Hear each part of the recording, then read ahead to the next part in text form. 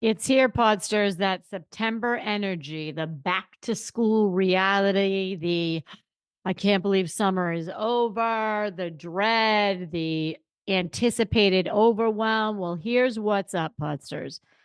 I would suggest that instead of experiencing the September scaries because of everything that's coming up in September, we all can instead savor September. That's right, Podsters. I am coming in hot with 3 ways for you to enjoy where you are, both where you are in the calendar year and where you are in your life.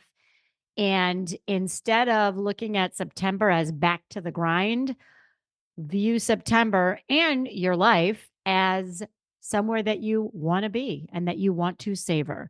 So, with that, Podsters, let's do this. Are you ready to speak up, stand out, and get your seat at the table? If so, you're in the right place. Welcome to Unmute Yourself, the podcast where you'll get real life anecdotes and actionable tools for you to step into your strengths, debunk imposter syndrome, truly know your worth, and show up like you own the room every time. I'm your host, Nancy Medoff, who did the thing and followed my passion for empowering women like you to unleash that inner spark and become who you know you are meant to be. I'm a diehard foodie with a raging Skittles habit who will not stop until women everywhere unmute themselves and truly thrive at work, at home, or wherever you may be. Let's do this. What's up, Podsters? Happy end of summer. I say this every year, as I'm sure you do as well. I can't believe it's the last week in August. And I have to tell you that as someone who lives in a resort community, I don't know if you call it a resort community, Cape Cod. I live on Cape Cod, as many of you. I'm kind of here for the end of August. August is super busy with people on vacation, people either renting homes or occupying their summer homes. It's fantastic. It's what drives our community and our economy. And also, it's a little busy. It's a little hectic. Like the beaches get busy and traffic is kind of a nightmare. So, while I love that people come here to enjoy their families and have a great time, I'm not going to lie, Podsters. I am here for September. I am. Fun fact, September is my favorite month. I'm going to tell you why in a second. Before I do that, I want to make sure I remind you that if you're listening to this when it drops, this episode's going to drop Tuesday, August 27th. Early bird pricing for my Do the Thing retreat, it ends on the 31st, which is Saturday. Here's what's up. I have 3 spots left. If you book an appointment with me to talk about the retreat, or if you fill out the application, which there's a link in the show notes, I will absolutely honor early bird pricing. I will absolutely do that. Let me tell you why I'm doing this and why I am honoring this early bird pricing. I priced this retreat really low. We all have seen the masterminds and the retreats that are like $10,000 in the Costa Baja and come and do your mindfulness training and swim with the dolphins or whatever you want to call it. And there's a lot of value to those, and that's great. I wanted to make this a brass tacks, affordable. We come in, we schmooze around a little bit, and then we get to work. And when you want to work or when you're working, it's going to be one-on-one coaching, group coaching, masterminding with each other, a lot of work on your own with my best, most powerful coaching tools. All of these are rolled into this retreat. You want to go do the exercise by the pool, go do it by the pool. You want to go out to the beach, go do it by the beach, and then we regroup. So this is designed to be affordable, flexible, and powerful. I guarantee you, you will walk out of this 2 days with your plan, with your accountability, with the resources you need, with the motivation you need, and with the colleagues and the camaraderie that you need to actually do this thing that you know you need to do. So click on the show notes, fill out the application. Let's hop on a call. There's no pressure. No pressure. Just want to see if it's a good fit for you. And I want to make sure to answer all your questions before you commit because your money is valuable. And I want to make sure that this is the right program for you. So before I get into September, I want to make sure I remind you that early bird pricing is ending. 3 spots left. This is a very small retreat, 5 women plus me, and it's going to be fantastic. So fill it out, DM me if you have any questions, and let's go. So let's talk about September. First of all, Barefoot August or Barefoot Summer was fantastic. And I mentioned earlier, it was a little more lively than I anticipated, which is a great thing. I am very lucky. I have a great group of friends. We had wonderful visitors. I intentionally made time to slow down and enjoy Cape Cod, which is why I live here. So it was great. At the same time, I am here for September. Fun fact, September is my favorite month, as I might have mentioned earlier. By the way, highly caffeinated. So I might have mentioned earlier that September is my favorite month. Here's why. I love the back to school feeling. When I was a kid, I used to love getting my new pencil case. Who remembers the Trapper Keeper? Who remembers the Trapper Keeper? If you remember the Trapper Keeper, shoot me a note. Let me know you remember it because I think we need to bring them back. For those of you who don't remember the Trapper Keeper, this was like a folder slash notebook slash organizer that young people, like let's say age 9, maybe to 16, 17, we used to go get our Trapper Keepers. And it was your kind of your binder, but it wasn't even a binder. It was a folder. It was like a folder on steroids. It was fantastic. I'm going to see if they're still available because I could use a Trapper Keeper. Anyway, it was the young version of a filing system for all of your work. So I used to love the Trapper Keeper. I used to love the new clothes. To this day, I love fall. I love fall. I love fall wardrobes. I love fall activities. My fall uniform used to be jeans, boots, and a black turtleneck sweater. Kind of still is.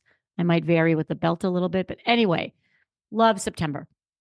And at the same time, I know many of us, or many of you, perhaps you even, you kind of don't love it because it's back to reality. We have this amazing summer where, rules are kind of made to be broken in the summer and we slow down. We travel less for work. We spend more time with our families. We spend time, with bonfires on the beach or eating outside or dining outside, all the things that we love to do. And then it's like, wow, September comes. Kids are back to school. Your travel schedule starts heating up again. The projects that you kind of put off in the summer, like, oh, I'll deal with that in the fall, whatever. Could be house projects, could be work projects, could be company projects. You kind of your own business projects. They all come to me. It's like a tidal wave. Like Labor Day hits. Labor Day's next week. Labor Day hits, and you're like, wow. So it's very easy to get into overwhelm. Again, especially if you have kids, because you got to get them ready for everything, and then you need to get ready for everything. And we can kind of have the little September scaries. So here's my question for you, Podsters. What if we can savor September rather than experience the September scaries? Here's what I mean. As you know, I'm a big believer in creating a life that you don't need a vacation from. And that is a luxury that not everybody can experience because with that comes difficult decisions. This is really timely for me because just an hour ago I was out for a walk with Danny and he said, "What would you change in your life if you could?" These are sometimes the conversations we have on our walks. And it's a great question. And I said, I wish I could see my family a little more. I would see my family more and his family more. I would see family more. And I said, but that's a decision that I made. And he said, "What do you mean by that? Like, what is that? How does that make you feel? What do you mean?" I said, "Well, what I mean is it's a decision. I made a decision to create this life on Cape Cod, which is 2.5 hours from Boston. Not easy to get to. I mean, whatever. You can drive. In the summer, there's traffic. You could take a ferry, whatever the case may be. It's not a hop, skip, and a jump from my family. And that was a decision that I made, knowing that if I want to create a life here, a full time life, entrench myself in the community, run for public office, serve in public office, manage my business from my home on the Cape, fly out of Provincetown instead of flying out of Boston, whatever the case may be, that comes at a price. So when I say curating a life that you don't need a vacation from, that's not easy. And not everyone is willing to make those sacrifices. What I will tell you is it's available to anyone. And you know that this is how I feel. This is available to anyone if you are willing to make the sacrifices and the strategic decisions to curate this life you don't need a vacation from. That's a whole nother podcast episode. And if you want to hear more about this, shoot me a note on Instagram, LinkedIn, Nancy Medoff at nancymedoff.com. Let me know you want to hear more about it, and I will put it in the rotation. But for now, today, we're going to talk about how we can savor September. And this is going to be my word for September. It's going to be savor. Because if you think about it, I was talking to somebody about this the other day, and rarely do I, and, we're all the same more or less in this community. We're all very, very similar. And while we have our differences, we're more similar than different. And what I find, and I'm fairly sure that you find the same thing, is we're always moving on to the next thing. So, for example, you know, instead of viewing September as an end of fun, like what's next? It's the end of it's the end of summer. Well, now what's next? Now I have to, do the back to school and manage all these projects and blah, blah, blah. What if you can carry that summer energy into September and you can savor September, the month of September? Here's a little bit more on that. So September is my favorite month, as I mentioned, for a few reasons. One, we get our beaches back for both from the black flies and from the vacationers. Two, the restaurants that you really can't get into in the summer, those start opening up again. People whose livelihood depends on the summer season, they are a lot more available, understandably. They're a lot more relaxed, and it's a time to kind of breathe a collective sigh of relief. For me, one of the reasons why I love September, again, this back to school, you purge, you reorganize, you get all your trapper keeper and your new supplies, and it's like a fresh start. For me, it's almost like New Year's. Speaking of which, I legit saw an ad for New Year's Eve. New Year's. I saw an ad last week. So this is what I mean. Why are we rushing into New Year's? Why is there Halloween candy already on the shelves? It's August. It's August. First of all, who's buying their Halloween candy now? If that's you, I'd like to understand why. Like, you have 8 weeks to buy it. So why are you buying it now? Anyway, why are they even putting it out now? So this is what I mean. It's that on to the next thing. And of course, retailers are going to do that. And in our head, it's on to next. What's next? What's next? What's next? So you can savor where you are. And that looks like a few different things. One, I'm going to talk about how to savor September, but I want to talk about you and your career and your life. You can savor if you are in a role where you're kind of on top of your game. You don't have to chase the next promotion. Savor the fact that you know what you're doing, you like what you're doing, and you're on top of your game. Great. Enjoy that for a little while. With your business, if you're at a point where you're making a comfortable income, sure, you might want to make more money. That's great. You might want to level up your business, launch a few things. Yes. And also savor the fact that you're at a place where you're comfortable with how your business is. Yes, we're overachievers on this podcast. We're going to want to strive for more. What I will say is you can hang on a minute. You can hang on and enjoy where you are. So savor, enjoy, whatever you want to call it, where you are at the moment. This is career-wise and business-wise. Okay, so let's talk about how we are going to savor September. Here's 3 things that I'm going to do that I think you will like as well. The first is to try to replicate that feeling of freedom. So, I was really thinking about what is it that I love about summer? And one of the things I love is, kind of the freedom to be outside walking around. For us cold climate people, we know that we only have a few months of the year where we can, for example, al fresco dine, eat outside. I love al fresco dining. I love it. And that's one of the things I love about summer. It's that being able to sit outside and people watch and, enjoy. So one of the things I'm doing is I'm scheduling that into my fall, as far into my fall as I can. So I haven't done it yet, but I have a list of restaurants that I want to go to, and I'm going to make these reservations. And it sounds simple, Podsters, but let me tell you why it's really it's psychologically helpful. If I wait until October to make a reservation for a dining outside somewhere, which is one of the things I love most about summer. So if I wait until October, October's going to roll around and we're like, oh, it's too cold and I can't get in, or yeah, the weather doesn't look great. If I have the reservations, it's on the books, I am meeting people or looking forward to it, or whatever the case may be, I will honor that choice. I'll bundle up and I'll go outside. We all showed during COVID that we could enjoy outdoor dining long into the season or the fall season. So what is it about summer? For me, it's that feeling of freedom. And for me, that means one of the things I love most is the freedom to be able to move around outside and enjoy dining outside and all that stuff. So I'm going to make that a priority and I'm going to schedule that.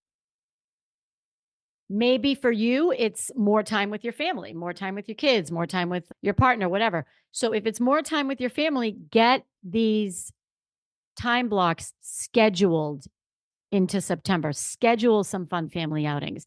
Maybe it's a hike, maybe it's apple picking, maybe it's pumpkin picking, maybe it's, who knows, but it's not going to the beach with your family. Maybe it is to some extent. It's the time with your family.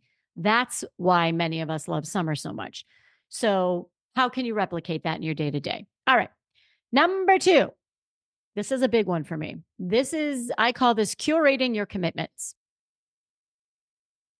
And what I mean by this is to take a look at your calendar. I would even suggest September and October. And when you have something come to you, an invitation, could be work, could be personal, think about, will I want to do this when the time comes? I heard that on a podcast a long time ago, several years ago. And I'm like, what a great idea. Like, it sounds good now. But when the moment comes, when I'm in the moment, when it's September 15th or 14th, or when it's September 27th or whatever, and everything else that's going on and everything else I have available and everything else that's going on in my life, am I going to want to do it? And I make that decision before I commit. I'm doing this already, Podsters. So I got a couple of invitations for September. They are events that I really think would be fun. Now and I'm thinking about it and saying, okay, am I going to want to do it at the time? Now it sounds like fun. Now I'm in barefoot summer mode. When I'm in the swing of things later in September, and September is my favorite month. It is beautiful time on Cape Cod. Weekends are at a premium. Am I going to want to do this? And there have been a few where I haven't turned them down yet, but I haven't really committed yet because I'm like, I don't think I'm going to want to do it. I think I'm going to overschedule myself, which is something that I do and I'm trying to get better at. I think I'm going to overschedule myself. So I have said no, or I haven't responded yet. And I am building in that time, building in just a little bit of time, which is a natural segue to number 3, which is leave space for spontaneity. So here's what I mean by that. Last weekend, I did not make any plans for the weekend. And that was on purpose. I'm like, okay, we don't have any plans. Let's not make any. Let's hang out. Let's do some stuff around the house. Let's whatever. And we had a couple friends stop by. It was actually pretty funny. I was looking out my office window and I saw this car like staring at my house. So I went outside and it was my friends and they wanted to see if we were home, blah, blah, blah. Anyway, so we were home. We hung out a little bit and then we said, hey, you want to go to lunch? We ended up spending most of the day together. We went to the town next door. We acted like tourists. We schmied around a little bit. We kind of walked around the shops. We went out to lunch. We called another friend and we had this fantastic, spontaneous, really enjoyable day. And if I didn't leave room for that spontaneity, that wouldn't have happened. I would have rushed them out of the house. I would have said, hey, so great to see you guys, but we have to go do blah, blah, blah, blah, blah. And that's hard to do. So my suggestion is that you block off a weekend or block off some evenings and just don't make plans. Maybe it's the same evening every month. Every week. Maybe it's 2 weekends. Maybe it's one day on the weekend. However you can do it. When you have plans every day of the weekend, you can't be spontaneous. And it's hard to really relax, even if the activities are, quote, relaxing, air quote. It's kind of hard to relax because you have something coming up next.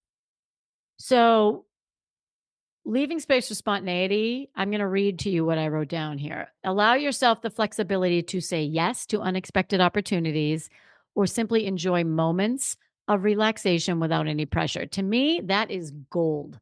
That is gold. When I have like a couple days in a row with not a lot scheduled, pure gold. So who's that? Whose responsibility is that? That's my responsibility. So if I love it that much, I need to curate my commitments, leave space for spontaneity, and savor September. So here's the last thing I'm going to suggest, and I do this at the risk of sounding like a broken record. I saw this challenge, and it was like a phone challenge, and how to spend less time on your phone. And the first thing they have you do is take a look at your screen time and times that out over the year. So see what your average is per week or per day, and times that out over 52 weeks or 365 days. And you will be stunned at how much time you spend on your phone. Now, for me, I work a lot off of my phone. I have I work a ton off my phone. My G Drive is on my phone.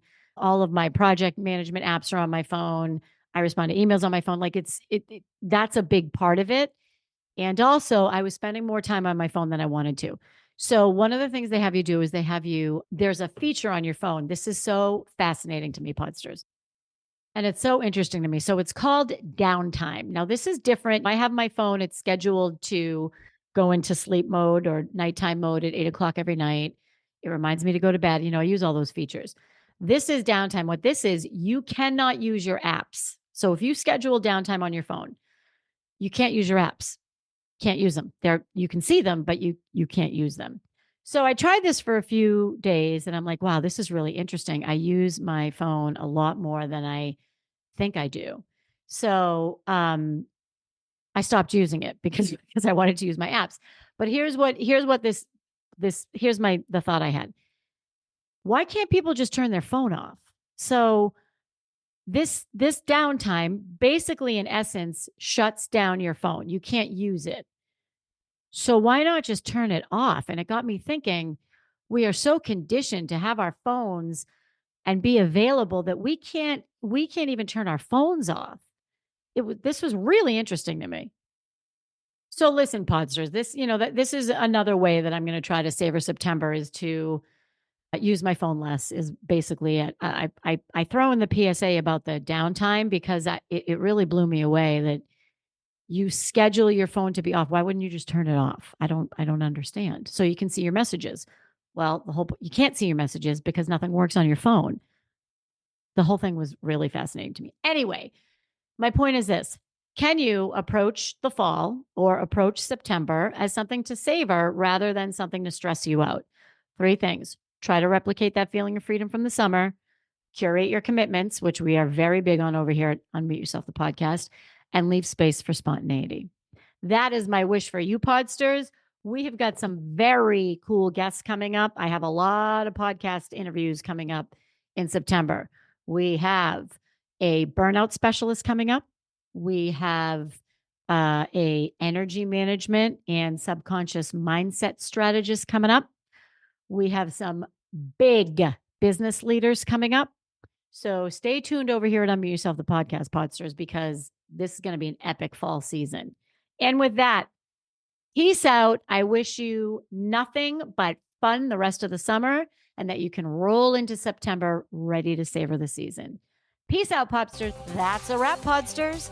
And before we go, I ask you, what's one thing from today's episode that you will use this week to unmute yourself? DM me, email me, send a smoke signal, whatever you need to do. Let me know what you're going to do differently. And if you enjoyed this episode, please share it with someone you know and leave a 5-star review on Apple. This helps me spread our message of empowerment to more people worldwide. Let's do this.